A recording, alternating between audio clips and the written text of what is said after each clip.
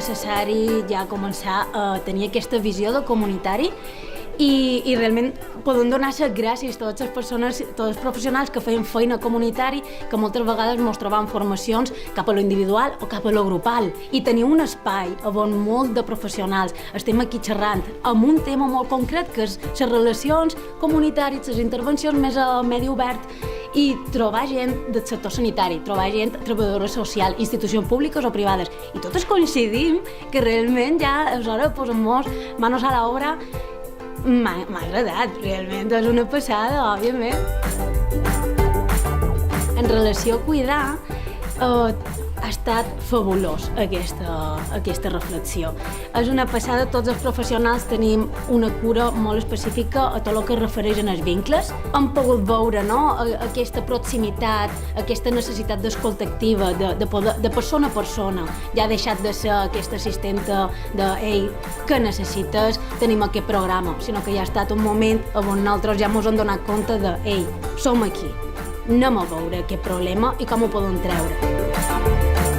El ejercicio que hemos hecho hoy, que es el último día, era plantearnos qué cosas necesitamos aclarar para poner en práctica este modo de trabajar, este nuevo modelo, que igual no es tan nuevo, sino el atrevernos a aplicarlo.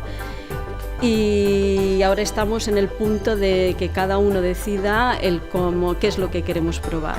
Y tenemos una respuesta después de estos 3 días, pero luego es ver un poco cómo se va a desarrollar y que cada una va a ser un poco diferente.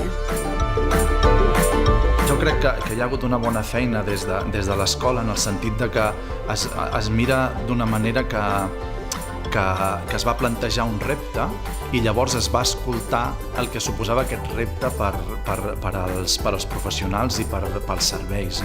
Tenim molt clar on som, ens costa molt veure el que hem de deixar, també tenim clar una mica el destí o l'horitzó on volem arribar, però el recorregut, la pràctica, el com ho hem de fer, jo crec que això és el que potser ara ens inquieta.